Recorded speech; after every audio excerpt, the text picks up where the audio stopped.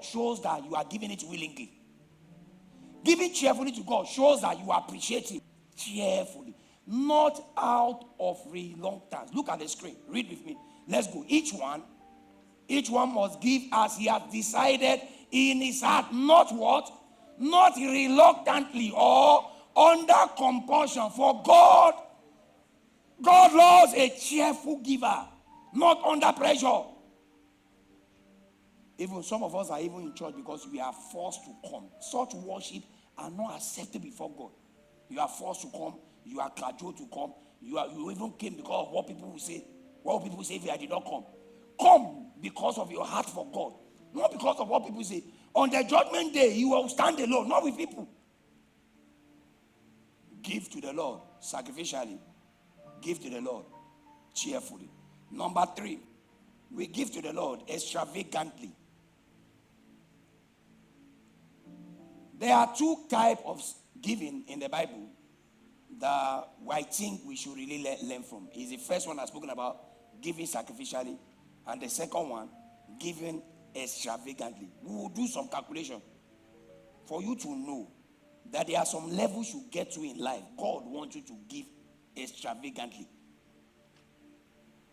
When you don't have more than enough, or you are just getting by, or you just broke through, when you give sacrificially because it's not even much already.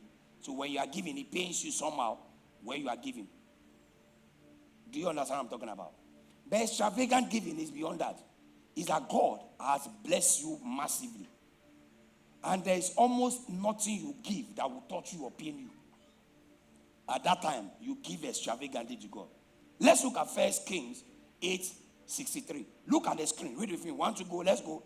And Solomon offered a sacrifice of peace offerings, which he offered to the Lord 22,000 bulls and 120,000 sheep. So the king and all the children of Israel dedicated the house. Let's do some calculation. How much is a cow now? How much is a cow? This cow? 50,000. Huh? 1 million. Let's use 1 million as an example. Okay. 22,000 bulls were given to the Lord.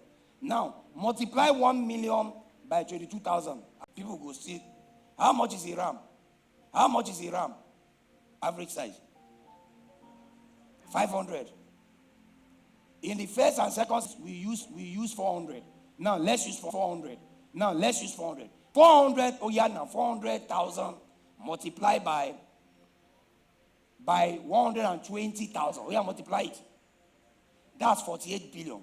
Add 48 billion to 22 billion. How much is that? 70 billion.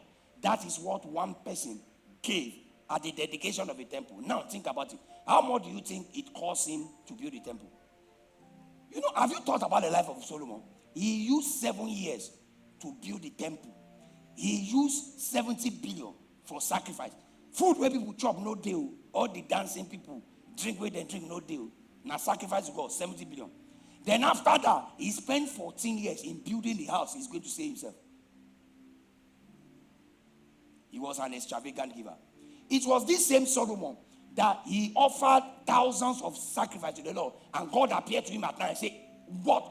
This boy, what do you want? There's a way you give and God appears and says, what do you want? You, what do you want?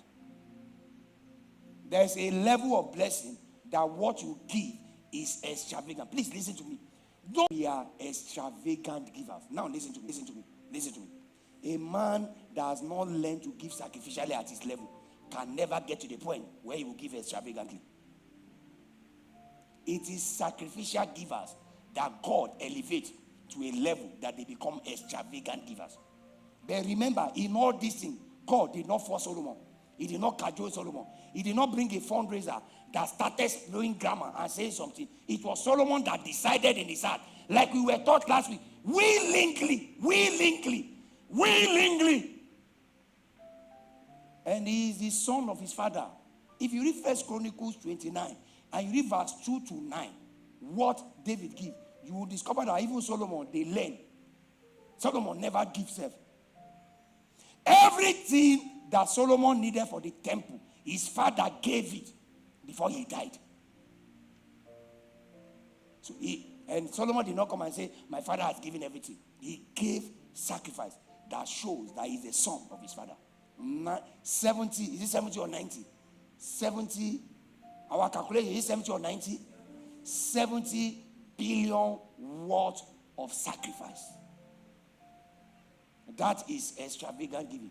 You see, when you never touch money before and the rich is giving or doing their own, you would think it's a waste.